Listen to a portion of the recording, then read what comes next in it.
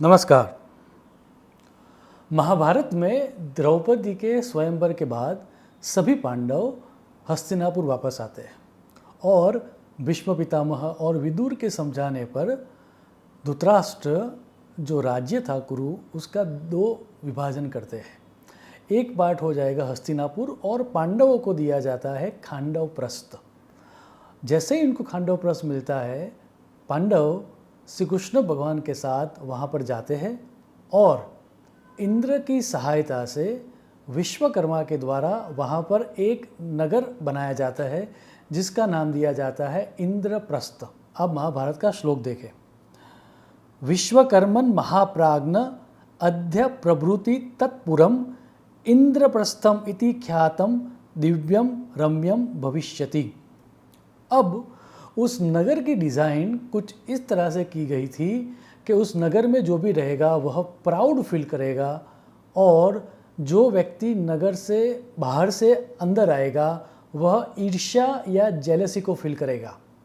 और उसके लिए बहुत सारे एलिमेंट्स यूज़ किए गए थे, लेकिन जो सबसे ज़्यादा एलिमेंट यूज़ किया गया था वो था वाटर एलिमेंट। और उसके लिए महाभारत में यह श्लोक दिया गया है। सागरः प्रतिरूपाभिः परिखाभिरः अलंकृताम। अर्थात इंद्रप्रस्थ के चारों तरफ समुंदर की भांति जल से पूर्ण खाइयाँ बनाई गई थी और अंदर भी वाटर एलिमेंट को इस तरह से यूज़ किया गया था कि जो अंदर रहता है वह प्राउड फील करेगा और जो बाहर से आएगा वह जेलस फील करेगा। अब इतना तो हो चुका था, लेकिन उसके बाद एक ऐसी घटना घटित होती है जो समझनी हमारे लिए अति आवश्यक है। हुआ यूँ कि खांडव प्रस्थ में एक वन था और उस वन के अंदर तक्षक नाग रहा करता था जो प्रजाजनों को बहुत ही पीड़ित करता था। तो अर्जुन ने श्री कृष्ण भगवान के साथ वो वहाँ गए, इंद्र की सहायता ली और खांडव प्रस्थ वन का दहन किया। अब जब खांडव प्रस्थ वन का दहन हो रहा था तब तक्षक नाग के घर पर एक मय नामक दानव रह रहा था। जब अर्जुन ने ये जाना कि यह जो मय दानव है वह कुशल शिल्पी या बहुत बड़ा वास्तुशास्त्री है, तो अर्जुन ने उसके प्राण का अभयदान दे दिया। अब महाभारत का श्लोक देखें। विघ्नाय दानव इंद्राणाम मयम वे शिल्पिनाम वरम। अभयदान देने पर मय दानव अब अर्जुन से कहते हैं कि आप मेरे से कुछ काम कराओ, मुझे आपकी कोई सेवा करनी है। अर्जुन ये कहता है कि बदले की भावना से मैंने तुम्हें उपकार नहीं किया है तो आप जा सकते हो, लेकिन वो बहुत ही विनती करता है। तब अर्जुन ये कहता है कि मुझे तो कुछ नहीं चाहिए, लेकिन अगर आपके हृदय में सेवा भाव इतना जागृत हो चुका है तो आप श्री कृष्ण से पूछें। और तब श्री कृष्ण भगवान मय दानव को ऐसा सजेस्ट करते हैं कि आप एक ऐसा महल बनाओ पांडवों के रहने के लिए जो अद्वितीय हो, किसी ने भी देखा ना हो, और युधिष्ठिर की सभा भी बनाओ। अब मय दानव के द्वारा एक मय सभा का आयोजन किया जाता है और पांडवों का महल भी मय दानव बनाते हैं। और वो बनाने के बाद वह महाभारत से कि जो पूरा इंद्रप्रस्थ था वहाँ से विदाई लेते हैं। अब महाभारत का श्लोक देखें। ईदृशीं ताम सभां कृत्वा मासे परि चतुर्दशे ही निष्ठितां धर्मराजाय मयो राज्ञे नय वेदयत। अब इसके बाद वो फेमस घटना घटित होती है जब राष्ट्रीय यज्ञ हो जाता है और दुर्योधन इंद्रप्रस्थ की विजिट करता है। और जैसा कि हम सबको पता है कि मय दानव ने पांडवों के लिए ऐसा घर बनाया था कि जहाँ पर जल हो वहाँ पर स्थल दिखे और जहाँ पर स्थल हो वहाँ पर जल दिखे। तो वाटर एलिमेंट को इस तरह से यूज़ किया गया था।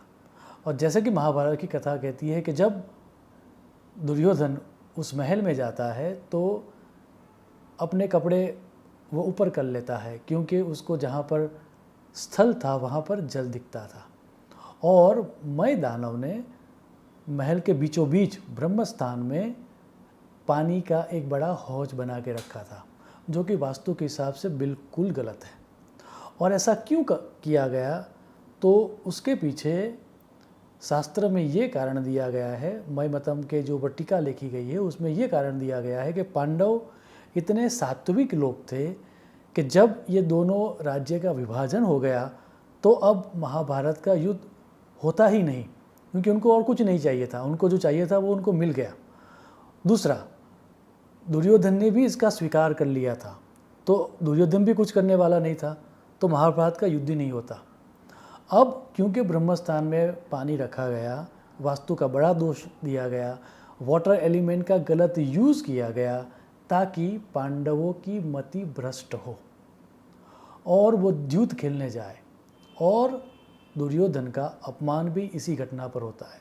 जैसा कि हम सबको पता है कि दुर्योधन जाता है उस महल के बीचों बीच और पानी में गिर जाता है।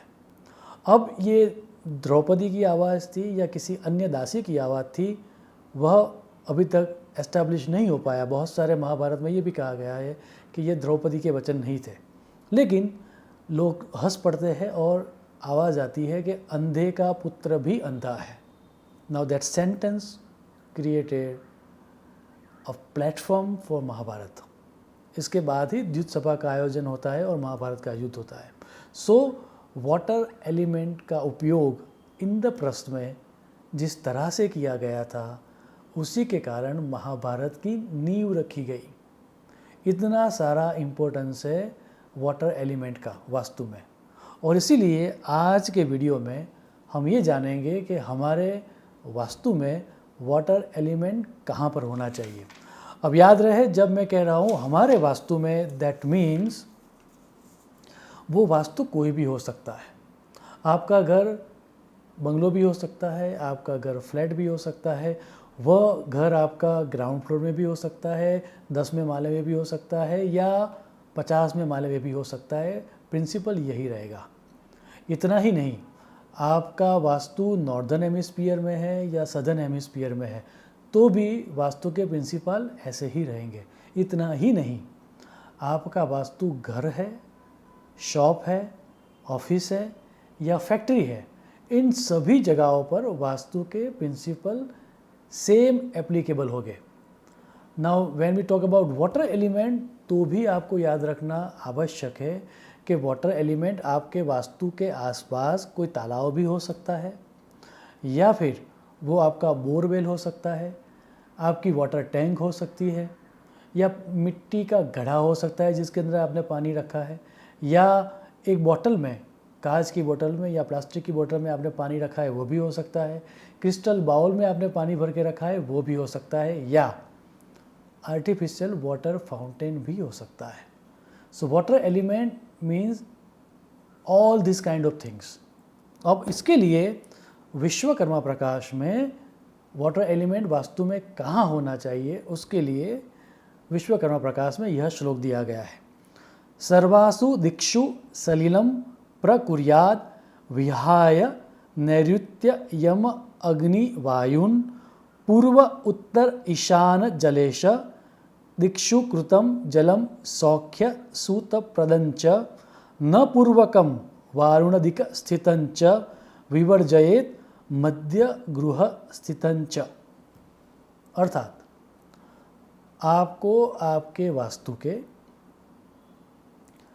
नॉर्थ वेस्ट, दैट मीन्स वायव्य कोण में, उसके बाद साउथ वेस्ट, दैट मीन्स नैऋत्य कोण में, उसके बाद दक्षिण, दैट मीन्स साउथ में, और साउथ ईस्ट, दैट मीन्स अग्नि कोण में पानी नहीं रखना है। एवं वास्तु के मध्य में भी, दैट मीन्स ब्रह्मस्थान में भी पानी नहीं होना चाहिए। इसके अलावा नॉर्थ डायरेक्शन में, नॉर्थ ईस्ट डायरेक्शन में, ईस्ट डायरेक्शन में या वेस्ट डायरेक्शन में वाटर एलिमेंट होना शुभप्रद है। अब ये वाटर एलिमेंट आपके वास्तु के अंदर भी हो सकता है या फिर आपके वास्तु के बाहर भी हो सकता है। दैट मीन्स वास्तु के अंदर, कंपाउंड वॉल के अंदर नॉर्थ ईस्ट कॉर्नर में पानी हो तो भी लाभ होगा, और वास्तु के बाहर नॉर्थ ईस्ट कॉर्नर में मान लीजिए वाटर एलिमेंट है तो भी लाभ होगा। अब इससे भी आगे जाकर जो हमारी वास्तु की 8 मुख्य दिशा है और जो ब्रह्मस्थान है उसमें वाटर एलिमेंट हो तो क्या फल मिलता है, उसके लिए शास्त्र में विशदता से चर्चा की गई है। उसमें से मुहूर्त चिंतामणि में 8 दिशा और मध्य स्थान के लिए यह श्लोक दिया गया है। श्लोक ये है, कूपे वास्तोर्मध्य देशे अर्थनाशः तु ईशान्यादौ पुष्टि ऐश्वर्य वृद्धि सुनोर्नाशः स्त्री विनाशो मृतिश्च संपत पीड़ा शत्रुतः स्याच्च सौख्यम। अर्थात वास्तु के मध्य में या ब्रह्म स्थान में अगर वाटर एलिमेंट हो तो धन नाश होता है। अब वेल्थ डिस्ट्रक्शन होता है। दैट मीन्स आप जिसको भी वेल्थ मानते हो, बहुत सारे लोग ऐसे हैं जो अपनी हेल्थ को वेल्थ मानते हैं, बहुत सारे लोग हैं जो अपनी कीर्ति को, फेम को वेल्थ मानते हैं, बहुत सारे लोग हैं जो अपने रिलेशनशिप को वेल्थ मानते हैं, या बहुत सारे ऐसे भी लोग हैं जो मनी को वेल्थ मानते हैं। तो आपकी जो भी वेल्थ की डेफिनेशन है उसमें नाश आएगा, उसका नाश होगा अगर मध्य में पानी है तो। उसके बाद नॉर्थ ईस्ट या ईशान कोण में वाटर एलिमेंट पुष्टि या ग्रोथ की अपॉर्चुनिटी देता है। ईस्ट या पूर्व में वह ऐश्वर्य, दैट मीन्स वेल्थ और ग्लैमर देता है। साउथ ईस्ट या अग्नि कोण में चिल्ड्रन रिलेटेड ट्रबल्स या संतान नाश देता है। साउथ या दक्षिण में स्त्री नाश अर्थात फीमेल रिलेटेड ट्रबल्स देता है। साउथ वेस्ट या नैऋत्य कोण में वह मृत्यु, डेथ या मृत्यु तुल्य संकट देता है या बीमारी देता है। वेस्ट या पश्चिम में वह संपत, दैट मीन्स मनी या वेल्थ देता है। नॉर्थ वेस्ट डायरेक्शन में शत्रु भय या एनिमी रिलेटेड ट्रबल्स देता है। और आखिर में नॉर्थ या उत्तर दिशा में सुख प्राप्ति या कार्य सिद्धि देता है। मुझे आशा है कि वास्तु में वाटर रिलेटेड इतनी समझ प्राप्त करके आप वाटर को इस तरह से मैनेज करोगे कि आपके वास्तु के नॉर्थ, नॉर्थ ईस्ट, ईस्ट या वेस्ट डायरेक्शन में ही वाटर एलिमेंट हो। यह करने से आपके जीवन में सुनिश्चित रूप से सुख, शांति और समृद्धि आएगी। शुभम भवतु। प्रणाम।